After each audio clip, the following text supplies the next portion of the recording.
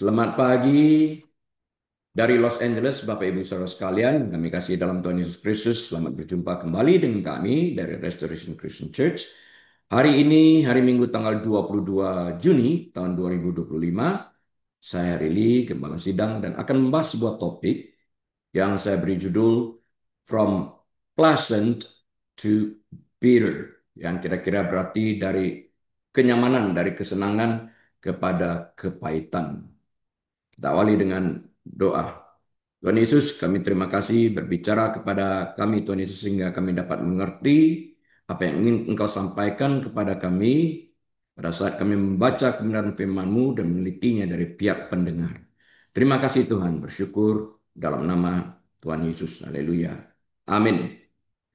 Hari ini kita akan belajar understanding the inner world from the listener's perspective yang kita ambil dari Ruth chapter 1 verse 20. Saya akan membacakan untuk kita sekalian kitab Rut pasal 1 ayat yang ke-20. Rut pasal 1 ayat 20. Janganlah sebutkan aku Naomi, sebutkanlah aku Mara, sebab yang Maha Kuasa telah melakukan banyak yang pahit kepadaku. Sebuah statement yang dibuat oleh seorang yang terluka. Kita akan mempelajari dari point of view sebagai pendengar waktu kita mendengar pernyataan yang disampaikan oleh Naomi ini. Ya, jadi kita akan berusaha mengerti luka batin from the listener's perspective dari pihak kita yang mendengar. Nah, saya akan awali terlebih dahulu dengan sebuah ilustrasi penjelasan pendahuluan apa yang terjadi dengan Naomi ini. Kalau kita melihat dia perjalanan pulang kembali ke kampung halamannya, debu jalanan masih menempel di sandal usangnya Naomi saat ia melangkah kembali ke Bethlehem. Bethlehem berarti house of bread, rumah roti. Namun hatinya terasa jauh lebih berat dari debu apapun. Sakit hati. 10 tahun yang lalu ia meninggalkan tempat ini dengan hati yang penuh. Suami yang setia dan putra tercinta, 2 orang. Sekarang ia kembali hanya dengan Ruth yang pendiam dan teguh di sisinya. Semua yang lain telah pergi, pulang dengan tangan kosong kecuali satu menantunya bernama Ruth atau Ruth dalam bahasa Indonesia ini. Saat berita itu menyebar ke seluruh kota kecil, para wanita Bethlehem berkumpul. Wajah mereka terukir dengan kegejutan dan sedikit rasa iba. Mungkinkah itu Naomi? Pertanyaan mereka. Suara mereka merupakan campuran antara pengenalan dan ketidakpercayaan mereka terhadap apa yang mereka lihat. Naomi yang namanya berarti menyenangkan, pleasant, itu arti nama Naomi. Naomi dulunya merupakan sosok yang akrab dan menyenangkan di antara mereka. Waktu dia pergi 10 tahun yang lalu, inilah gambaran Naomi yang mereka kenal. Sekarang kok berubah?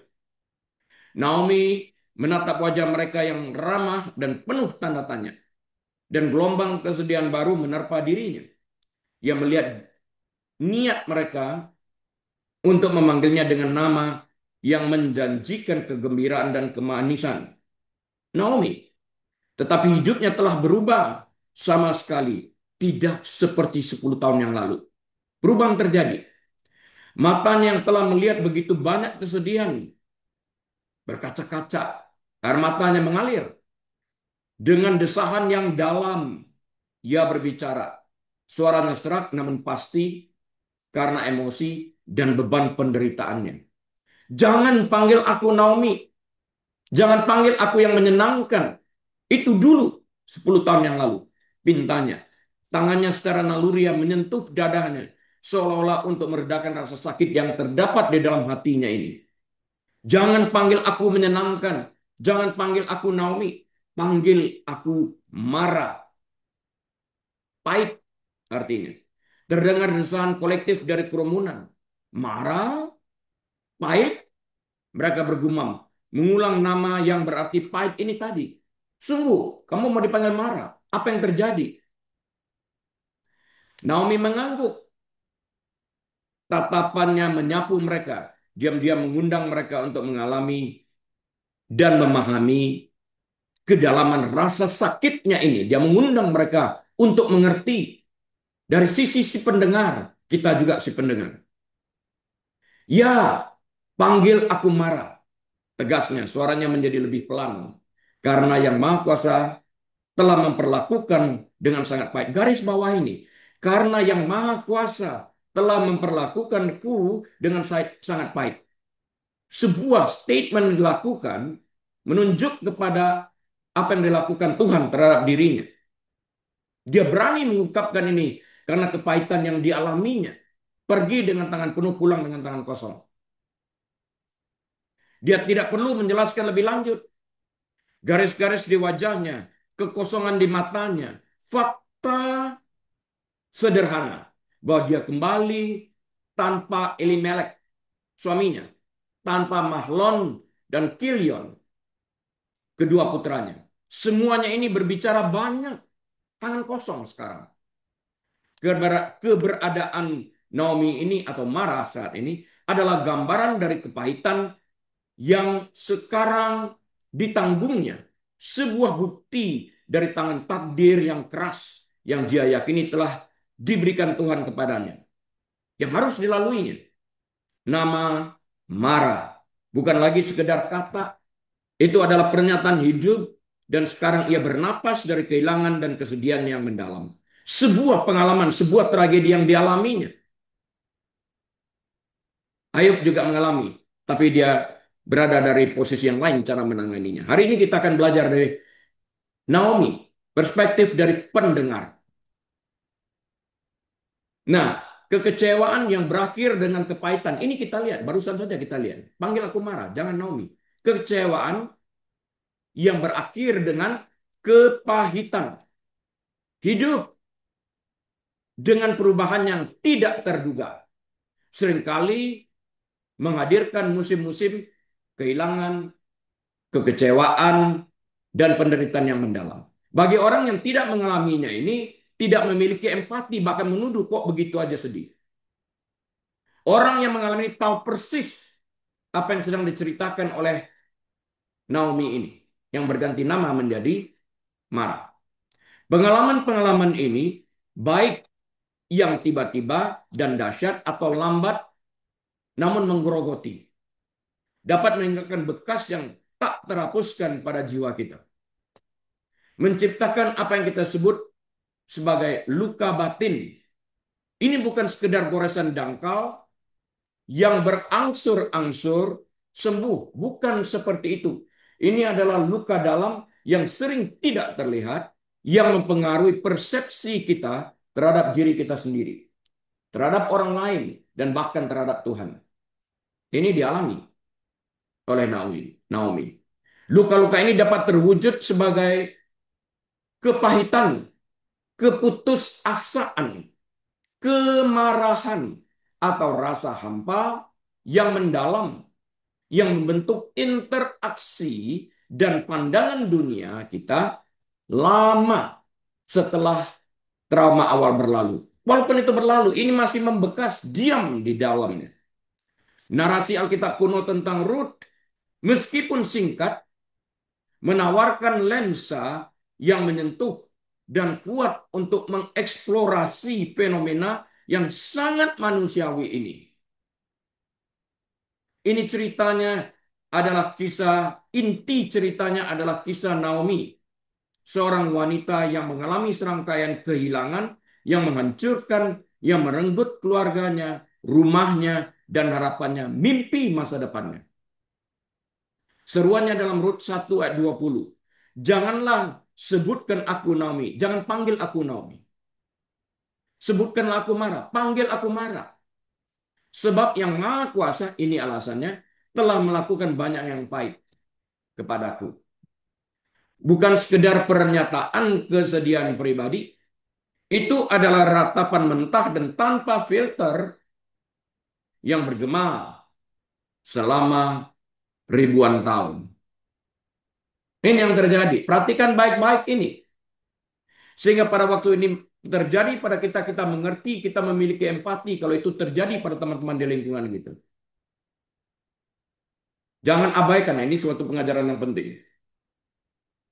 Bagi pendengar seperti kita sekalian, baik di masa lampau maupun pada masa kini, hari ini, saat kita mendengarkan pembahasan ini. Kata kata kata-kata Naomi merupakan undangan untuk melangkah ke dalam ruang penderitaan yang sakral untuk mengakui kenyataan luka batin dan untuk menemukan suara bagi rasa sakit mereka yang tidak terungkapkan, yang tidak terucapkan. Banyak orang berlalu saja demikian rupa.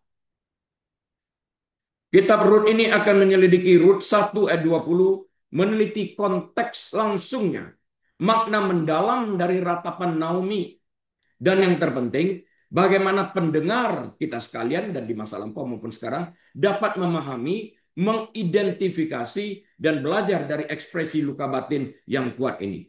Ekspresinya apa? Jangan panggil lagi aku Naomi, panggil aku Mara. Jangan sebutkan aku dalam bahasa Alkitabnya. Ya. Sekarang kita ingin belajar tentang kehancuran Naomi berdasarkan konteks Rut pasal 1 ayat yang ke-20. Untuk benar-benar dapat memahami makna pernyataan Naomi seperti yang tertulis dalam Rut 1 ayat 20, pertama-tama kita sekalian harus memahami kedalaman kehancuran yang mendahuluinya. Tanpa mengerti ini kita nggak akan mengerti konteks pembicaraan atau statement atau pernyataan dari Naomi ini. Kitab Rut dibuka dengan kenyataan yang pahit. Kita lihat Rut pasal 1 ayat yang pertama. Pada zaman para hakim memerintah, ada kelaparan di tanah Israel. Ini awalnya aja sudah nggak enak nih, kelaparan. Lalu pergilah seorang dari Bethlehem Yehuda beserta istrinya dan kedua anaknya laki-laki ke daerah Moab untuk menetap di sana sebagai orang asing. Ingin mengadu nasib, ingin mendapat kehidupan yang lebih layak seperti layaknya kita yang banyak berada di Amerika. Kelaparan ini yang merupakan motif yang berulang dalam narasi Alkitab.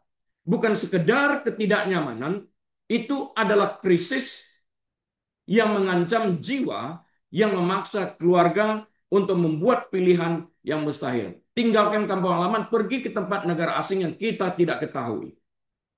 Bagi Elimelek, suami Naomi, pilihannya adalah meninggalkan rumah leluhur mereka di Bethlehem. Saya katakan tadi Bethlehem berarti house of bread. Itu di Yehuda.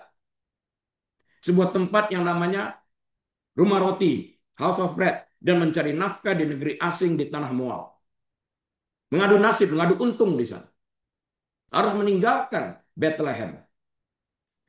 Berat migrasi ke Moab ini meskipun lahir karena kebutuhan. Membawa implikasi budaya dan agama yang signifikan. Orang Moab adalah keturunan Lot. Ingat itu, orang Moab ini keturunan Lot. Ingat Abraham dan Lot? Nah, Moab ini keturunan Lot. Dan secara historis merupakan antagonis Israel. Yang sering dikaitkan dengan penyembahan berhala dan kerusakan moral. Sedangkan Elimelek ini seorang imam. Susah kan masuk ke daerah yang seperti itu. Tinggal di antara mereka berarti hidup di luar komunitas perjanjian. Sebuah keputusan yang akan penuh dengan ketegangan spiritual dan sosial bagi keluarga Israel. Kebudayaannya pun berbeda.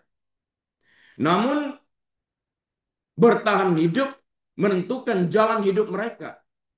Harapan awal untuk menemukan perlindungan di Moab dengan cepat berubah menjadi tragedi yang lebih dalam. Pukulan pertama adalah kematian Elimelek. Meninggalkan Naomi sebagai janda di negeri asing lagi. Jauh dari kerabat dan sistem pendukungnya. Jauh dari teman-temannya. Jauh daripada anggota keluarga. Jauh daripada support system. Seolah ini belum cukup, keduanya putranya Mahlon dan Kilion menikahi wanita Moab. Ya ampun pasti katanya. Orpa dan Rut. Selama 10 tahun Mereka tinggal di Moab. Periode yang mungkin membawa sedikit kemiripan stabilitas hanya untuk dihancurkan oleh gelombang kehilangan kedua yang sama dahsyatnya. Mahlon dan Kilion, kedua anak laki-lakinya, Mahlon dan Kilion meninggal. Meninggalkan Naomi ibu mereka benar-benar kehilangan. Tidak ada siapa-siapa lagi. Support system anak laki-laki yang diharapkan berdasarkan kebudayaan pada saat itu sudah tidak ada. Dia menjadi janda 2 kali lipat dan tanpa ahli waris laki-laki untuk meneruskan nama keluarganya atau menafkahinya di hari tuanya seperti kebudayaan yang ada pada waktu itu. Dalam masyarakat Timur kuno, keamanan dan identitas seorang wanita secara intrinsik terkait dengan kerabat laki-lakinya. Para anggota keluarga ini yang laki-laki tanpa suami atau anak laki-laki, Naomi tidak hanya berduka, dia rentan secara ekonomi, terpinggirkan secara sosial, dan menghadapi masa depan yang tidak pasti. Mendapatkan berita bahwa kelaparan di Yehuda telah berakhir, Naomi membuat keputusan yang sulit untuk kembali ke tanah airnya. Upaya awalnya untuk membujuk kedua menantu perempuannya agar tetap tinggal di Moab karena mereka orang Moab, menyoroti ketidakegoisannya dan pemahamannya yang mendalam tentang kesulitan yang menanti mereka di Yehuda sebagai janda asing. Bukan hanya dia yang menjadi janda karena kehilangan Elimelek, tapi kedua menantunya pun kehilangan suami mereka masing-masing, bertiga janda ini. Sulit, apalagi mereka orang Moab. Masuk ke tanah Israel, sulit banget. Orpa, salah satu menantunya ini, setelah banyak menangis, akhirnya kembali ke kampung halamannya. Tetapi Ruth, dalam bahasa Inggrisnya ini artinya grace ini. Dengan kesetiaan yang tak tergoyahkan, yang kemudian menjadi legendaris, berpegang teguh pada Naomi. Mengucapkan sumpah yang terkenal, tertulis dalam Rut 1 ayat 16 dan 17 yang akan saya bacakan. Janganlah desak aku, ini perkataan Rut, meninggalkan engkau dan pulang dengan tidak mengikuti engkau. Sebab kemana engkau pergi, ke situ jugalah aku pergi. Dan di mana engkau bermalam, di situ jugalah aku bermalam. Bangsa mula bangsaku dan Allah mula Allahku. Ayat 17. Di mana engkau mati, aku pun mati di sana. Dan di sanalah aku dikuburkan. Beginilah kiranya Tuhan menghukum aku. Bahkan lebih daripada itu. Jikalau sesuatu apapun memisahkan aku dari engkau. Selain daripada maut. Keputusan telah diambil oleh Ruth ini. Meskipun Ruth sangat berkomitmen, semangat Naomi tetap hancur. Kehilangan suami dan 2 anak. Saat mereka tiba di Bethlehem, House of Bread ini tadi, rumah roti, seluruh kota terguncang oleh kehadiran mereka, kepulangan mereka ke Bethlehem. Para wanita Bethlehem yang mengenali Naomi berseru, Naomi kah itu? Rut 1 ayat 19. Pertanyaan ini mungkin karena terkejut melihat penampilannya yang tua dan sedih, atau mungkin karena harapan akan kepulangannya memunculkan respons Naomi yang ikonik dan menyayat hati di ayat 20. Janganlah sebutkan aku Naomi, jangan panggil lagi aku yang menyenangkan.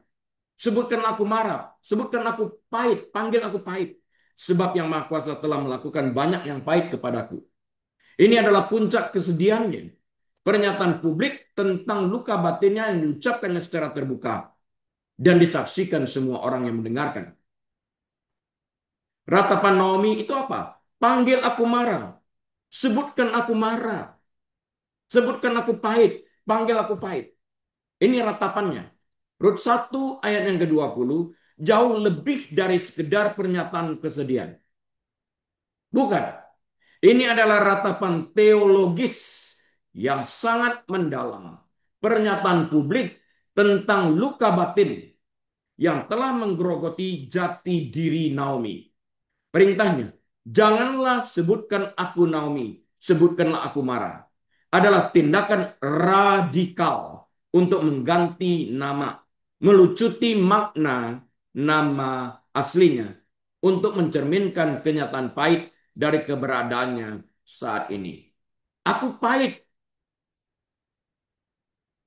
Berbeda daripada 10 tahun lalu kamu mengenal aku. Naomi versus Mara. Kita lihat ini perbandingan nama ini. Karena itu kita harus berhati-hati dalam memberikan nama. Baik kepada anak, kepada orang lain, dengan maksud membuli, ataupun kepada diri kita sendiri. Dalam kasus Naomi. Pertarungan nama terjadi di sini. Nama Naomi berarti kesenanganku. Katakanlah kenyamanan, kegembiraan. Kegembiraanku atau kemanisanku. Nama ini berbicara tentang apa? Tentang kasih karunia, kebaikan, dan bahkan mungkin hidup yang penuh dengan damai dan sukacita. Itu arti nama Naomi. Gambaran ini yang dihidupi oleh Naomi. Disebut Naomi berarti diakui sebagai seorang yang membawa kesenangan atau seseorang yang mengalami atau menikmati kesenangan. Kehadirannya membawa sukacita. Bukan hanya untuk dirinya, tapi juga untuk orang lain di sekitarnya. Namun Naomi kembali ke Bethlehem, House of Bread, hanyalah bayangan dari dirinya yang dulu. Dulu aku Naomi, hari ini enggak, katanya. Kesenangan itu telah dilucuti oleh gelombang tragedi yang beruntun, terjadi perubahan. Kegigihannya untuk dipanggil Mara merupakan penolakan langsung terhadap identitas lamanya. Naomi itu sudah berlalu, sudah mati, dikuburkan. Yang ada sekarang Mara, pahit. Mara berarti pahit, ingat. Atau kepahitan. Itu merupakan penolakan langsung terhadap identitas namanya kan ya, dengan mengganti nama menjadi Mara.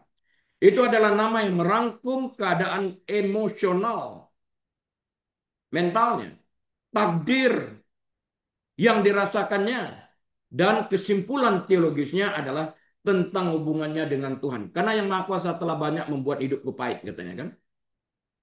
Dia tidak hanya merasa pahit, dia adalah personifikasi kepahitan itu sendiri.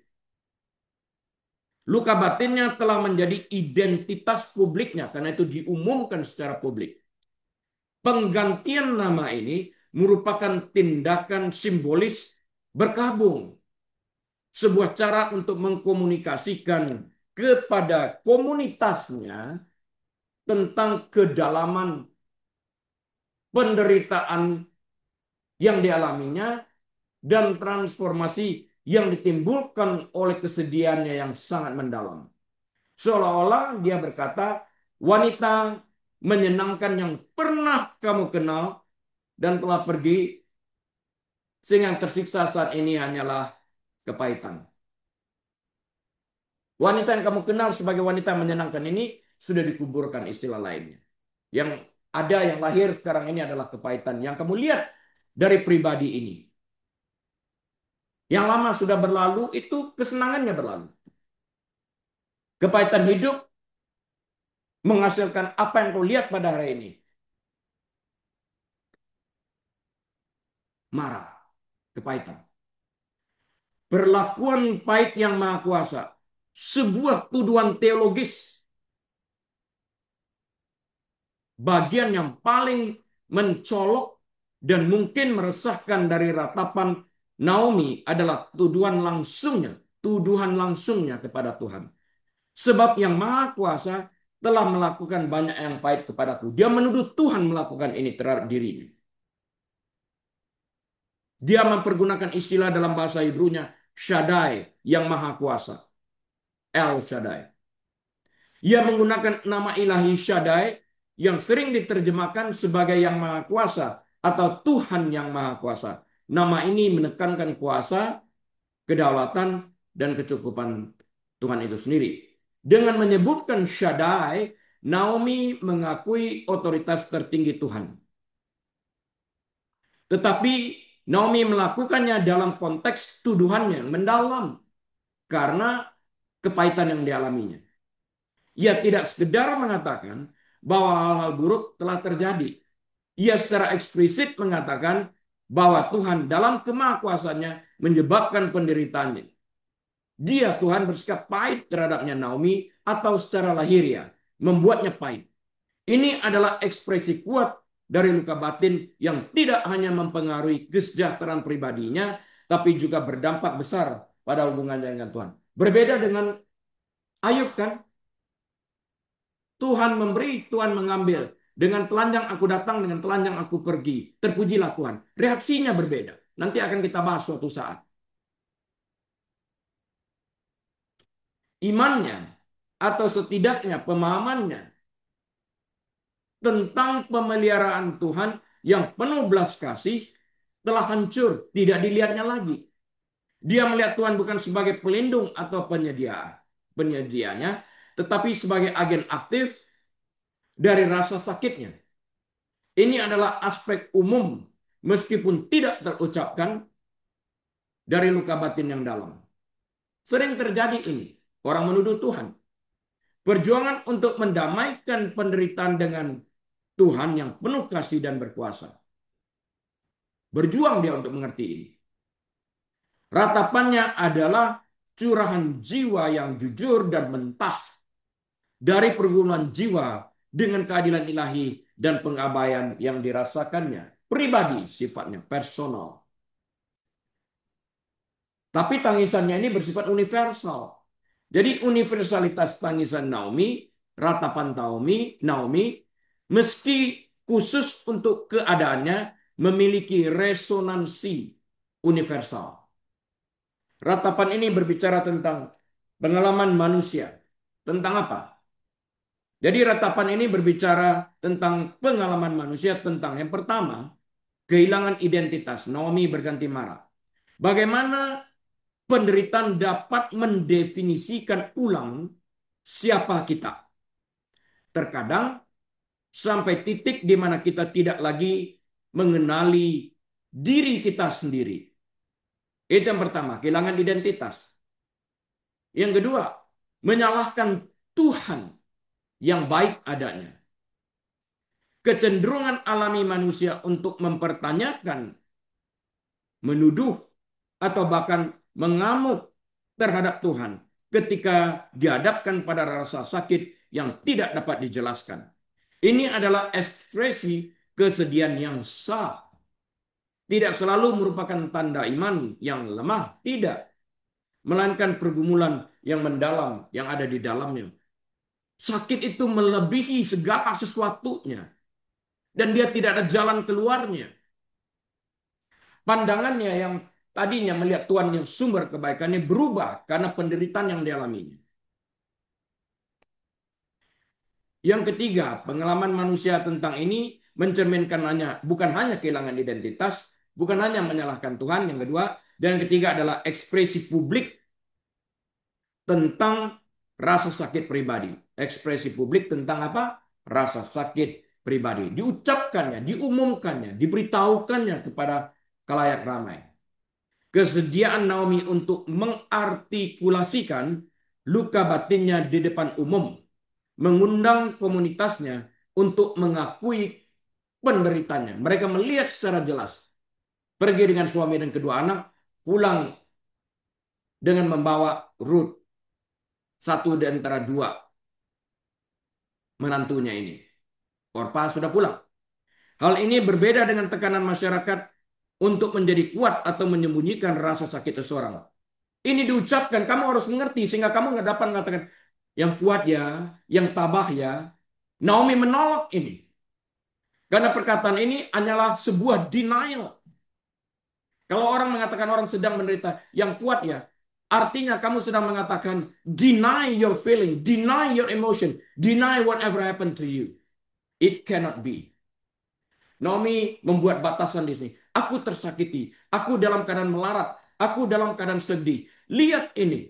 Apakah engkau dapat memiliki sedikit empati terhadap apa yang aku alami? Itu pernyataannya yang harus kita selami. Sehingga kita tidak buru-buru mengatakan. Apalagi waktu seseorang sedang mengalami kesedihan meninggal. Ya sudahlah, nggak usah sedih, dia sudah berada di tempat yang damai. Ini sebuah pernyataan yang salah. Karena kita berusaha mengatakan kepada orang, deny whatever you feel. It cannot be. You have no empathy. Naomi menantang hal-hal yang seperti ini. Panggil aku marah. adalah sebuah pernyataan yang diberikan oleh Naomi. Di sini kita melihat dengan jelas bahwa Naomi adalah bukti fakta bahwa luka batin tidak selalu diam. Terkadang luka batin menuntut untuk diartikulasikan, untuk didengar, dan untuk divalidasi. Bahkan jika validasi itu datang melalui tangisan yang pahit. Ya ingin dimengerti juga. Don't say anything else if you cannot empathize me. Itu perspektif pendengar. Kita lihat dari sisi kita sebagai mendengar. Apa yang ada?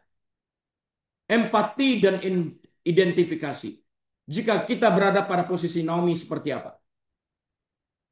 Jika kita mengatakan yang tabah, apakah kita pada posisi Naomi saat kita bertanya, maukah aku mendengar orang lain mengatakan jadi tabah?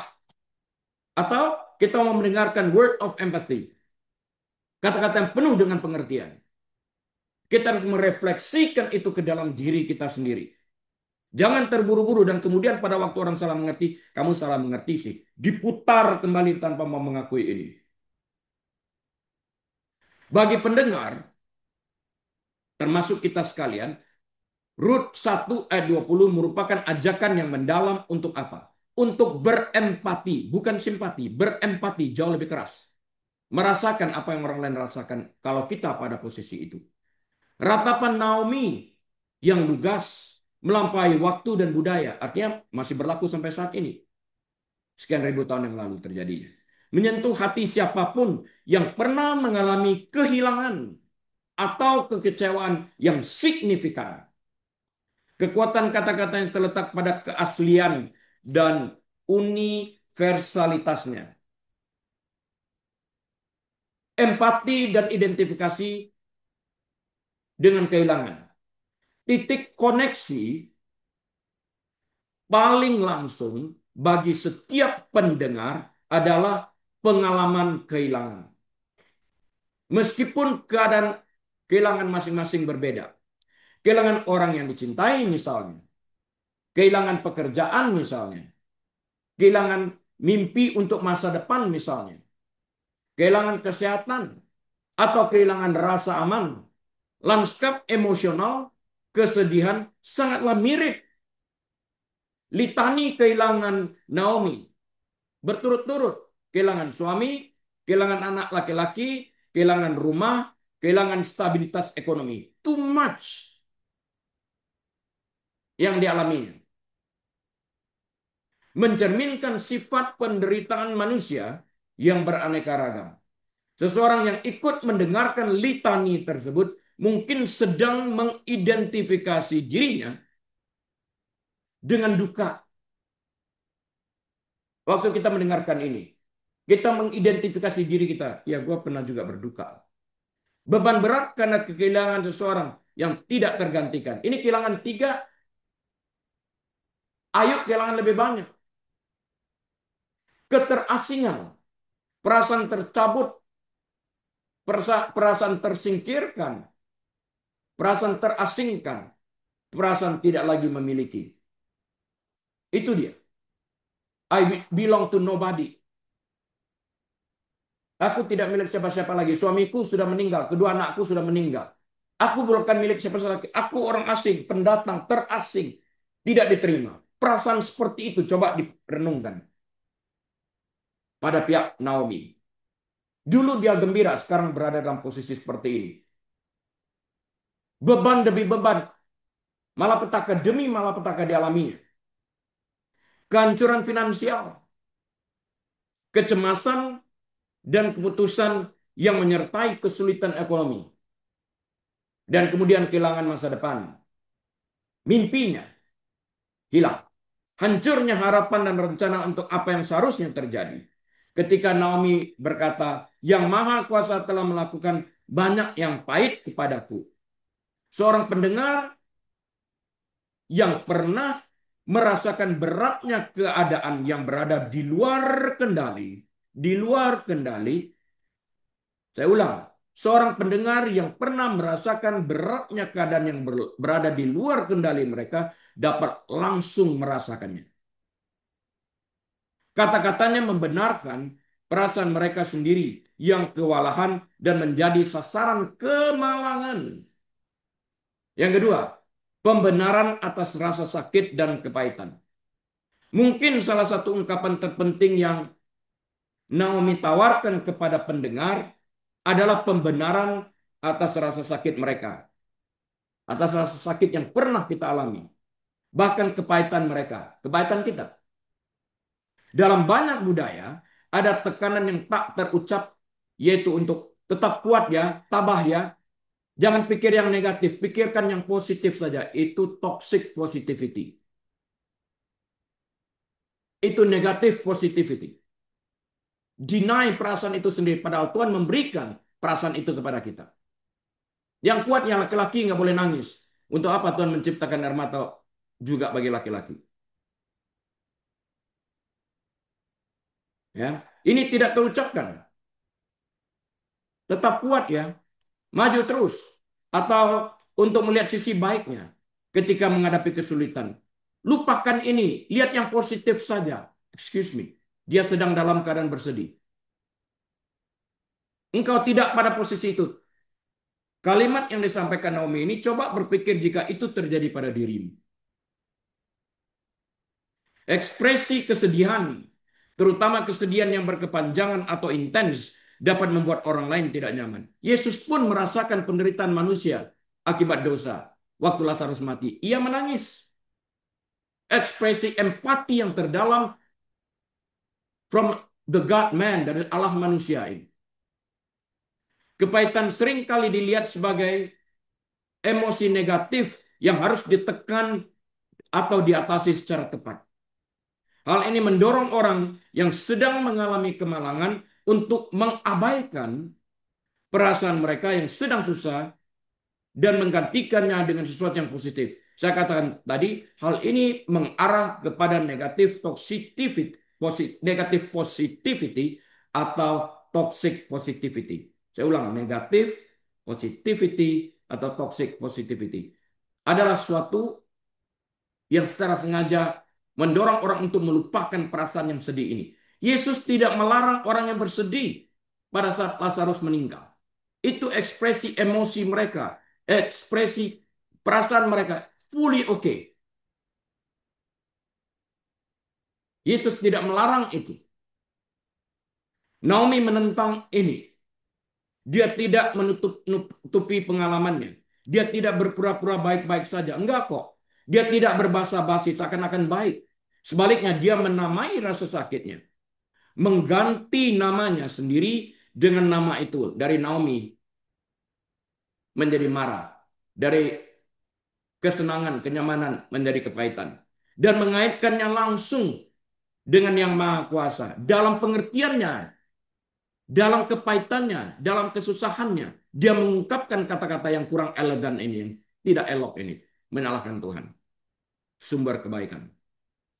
Bagi pendengar yang merasa terisolasi dalam kesedihan mereka atau bersalah atas kemarahan dan kepahitan mereka terhadap ketidakadilan hidup, ratapan Naomi bersifat membebaskan.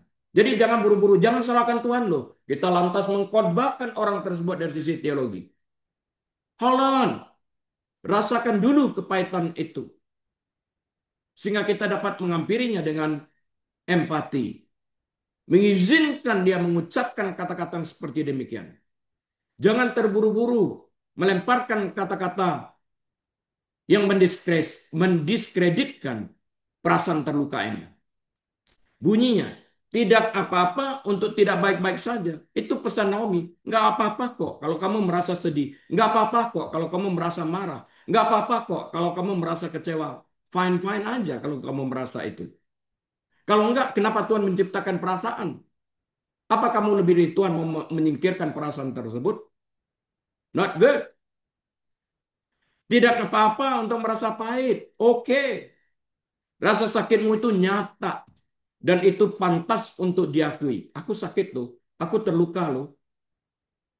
Validasi ini penting untuk penyembuhan. Karena penyembuhan sejati tidak dapat dimulai sampai luka dikenali, diakui, dan dampaknya dipahami. Period. Universalitas penderitaan. Kisah Naomi, meskipun berlatar dalam konteks sejarah tertentu, berbicara tentang kondisi manusia yang universal. Karena setiap manusia pasti pernah mengalami penderitaan. Ya, ini penderitaan ini kan. Tidak seorang pun kebal terhadap kesulitan. Nggak ada. Penderitaan dan pengalaman luka batin adalah benang merah yang menghubungkan manusia lintas waktu dan geografi. Yesus mengalami ini. Menderita luar biasa untuk menanggung dosa manusia. Kita sekalian selaku pendengar kisah Naomi memahami bahwa pengalaman Naomi meskipun unik dalam detailnya pada dasarnya merupakan cerminan dari potensi kita sendiri untuk mengalami kesedihan yang mendalam. Jangan sampai kita menyalahkan tanpa alasan. Pasti salahnya dia. Kok bisa? Universalitas ini dapat menumbuhkan rasa solidaritas. Mengingatkan kita sekalian bahwa kita tidak sendirian dalam perjuangan kita di dunia ini. Hal ini mendorong rasa belas kasih bagi orang lain. Berempati bagi orang lain. Karena itu Alkitab juga mengatakan, bersedihlah dengan orang yang bersedih. Bergembiralah bersama orang yang bergembira. Menangislah bersama dengan orang yang menangis. Tertawalah bersama dengan orang yang tertawa. Ngapain Alkitab katakan itu kalau orang itu tidak boleh bersedih? Bersedihlah bersama dengan orang bersedih. Menangislah bersama mereka. Ngapain kita katakan yang kuat, yang tabah ya? Dia sudah berada di tempat yang sehat. Artinya, kamu nggak boleh nangis. Kok bisa? Tuhan menciptakan ini. Cobalah mengerti posisi ini. Sehingga kita tidak buru-buru menghakimi. Karena kesedihan Naomi yang ditunjukkan di depan umum mengingatkan kita bahwa banyak orang sedang berjuang melawan pertempuran yang tidak terlihat ini. Kita harus sensitif memberikan empati ini kepada mereka. Saya melihat banyak tentang hal ini. Menegur orang-orang tersebut sebelum mereka mengungkapkan kesedihan mereka, apa yang dapat saya bantu. Perkataan empati seperti ini sangat mereka butuhkan. Luka rohani. Kenapa ada luka rohani di sini? Karena mempertanyakan Tuhan. Tuduhan langsung Naomi terhadap Tuhan. Apa tuduhannya? Sebab yang maha kuasa, Elohim, telah melakukan banyak yang pahit kepadaku. Itu tuduhan dia. Kata-kata ini diucapkan dari kosakata keterlukaan. Dia berbicara dari perbendaharaan kata-kata lukanya. Dia berbicara dari perasaan keterlukaan ini. Salah. Seringkali saya melihat di dalam pelayanan itu sendiri. Orang berbicara dari bahasa keterlukaan. Sebagai konselor saya harus menerima itu terlebih dahulu. Sebelum menggantikan yang sesuai dengan Filipi 4 ayat ke-8. Tuduhan langsung Naomi terhadap Tuhan yang berkata, sebab yang maha kuasa atau Elohim ini telah melakukan banyak yang baik kepadaku. Adalah bukti kuat akan dimensi spiritual dari luka batin, kekecewaannya terhadap Tuhan. Ketika tragedi menimpa, terutama tragedi yang tampaknya tidak dapat dijelaskan. Hal itu sering kali mengguncang fondasi iman seseorang. Kita sekalian khususnya yang memiliki kepercayaan agama, mungkin akan bergumul dengan pertanyaan yang serupa, bukan? Nggak bisa dijelaskan. Nah, kemudian ada orang seperti kisahnya Ayub, teman-teman yang menuduh dia. Masa ya Tuhan menghukum tanpa sebab? Maka masa ya kecelakaan datang dalam hidupmu tanpa engkau berbuat dosa, tanpa engkau berbuat jahat? Kok bisa menuduh orang seperti itu? Makanya kita jangan buru-buru melihat penderitaan orang pasti dia salah. Kok bisa kita menghakimi? Bagaimana kalau itu terjadi dalam kehidupan kita? Orang-orang yang mengalami kesusahan ini kan juga bertanya, mengapa harus terjadi pada saya? Itu pertanyaannya. Mungkin kita juga pernah mengatakan itu. Di mana Tuhan saat ini terjadi? Apakah Tuhan peduli terhadap diriku, terhadap keluargaku, terhadap anakku, terhadap istriku, terhadap suamiku? Di mana kasih sayangnya ini? Apakah Tuhan adil? Pertanyaan-pertanyaan ini sah dari orang mengalami keterlukaan ini. Kepahitan. Kesedihan Naomi untuk menyuarakan keraguan dan tuduhan yang mendalam ini memberikan contoh bagi pergumulan rohani yang jujur. Dia jujur mengatakan ini. Kalau ada orang yang jujur seperti Naomi ini, kita akan menghakimi dia. Nggak banyak orang mau bercerita, kecuali di ruangan yang safe, dalam ruang konseling. Hal ini menunjukkan bahwa iman tidak selalu tentang keyakinan yang tidak tergoyahkan, tetapi terkadang tentang ratapan, tentang protes, dan bahkan kemarahan yang ditujukan kepada Tuhan. Jangan sampai kita menghakimi, Tuhan nggak bersalah, jangan lu bawa-bawa Tuhan. Please, kamu nggak mengalami ini, tapi dia. Bagi kita sekalian yang menjadi pendengar kisah Naomi ini, kita yang menonton dari samping melihat ini, pernyataan Naomi ini bisa menjadi surat izin untuk mengungkapkan luka dan keraguan rohani kita masing-masing. Mungkin kita pernah mengucapkan ini dan kita didamprat oleh orang lain dengan mengucapkan, Tuhan melakukan ini kepada diriku. Kita dikucilkan, kita disingkirkan, kita dianggap kurang beriman, kita dituduh sebagai orang Kristen yang tidak benar. Dan kita bahkan dicap perlu menyelidiki tentang keselamatanmu. Hal-hal yang begini banyak saya dengar. Alih-alih merasa malu atau bersalah karenanya, coba kita refleksikan. Ini tertulis di dalam Alkitab. Artinya sesuatu ini terjadi karena seizin Tuhan. Karena itu terdapat di sana. Kita perlu menelaah hati kita ini. Kita sedih, kita marah, kita kecewa, kita baik. Sah. Tapi apakah Tuhan melupakan kita pada waktu itu terjadi? Jawabannya tidak. Kita lihat perjalanan selanjutnya. Ruth yang tetap setia mengakui dia sesuatu yang positif. Akhirnya menikah dengan Boaz. Ya, yang menghasilkan Obed, yang menghasilkan keturunan daripada Daud ini nanti. Boaz, Ruth, menghasilkan Obed, menghasilkan Jesse atau Isai. Dari sana menghasilkan keturunan Daud. Perjalanan yang belum terlihat oleh Naomi pada saat itu. Tuhan tidak lupa dia. Apa artinya? Hal ini menunjukkan bahwa bahkan di dalam keputusasaan, seseorang masih dapat terlibat dengan Tuhan. Bahkan jika keterlibatan itu melalui tangisan kesakitan, jeritan kepahitan, Tuhan mendengar. Apa artinya bagi kita sekalian yang menyimak pengalaman hidup Naomi ini? Artinya apa bagi kita? Apa sekedar lewat?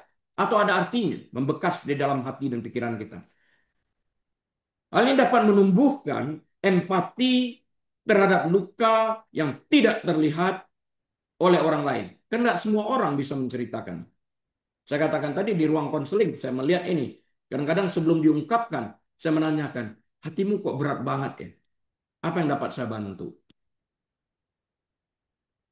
Memahami momen marah atau pahit, Naomi juga menumbuhkan empati, mengalami, melihat, merasakan, merefleksikan momen marah, momen pahitnya Naomi, juga menumbuhkan empati yang lebih dalam terhadap orang-orang di sekitar kita.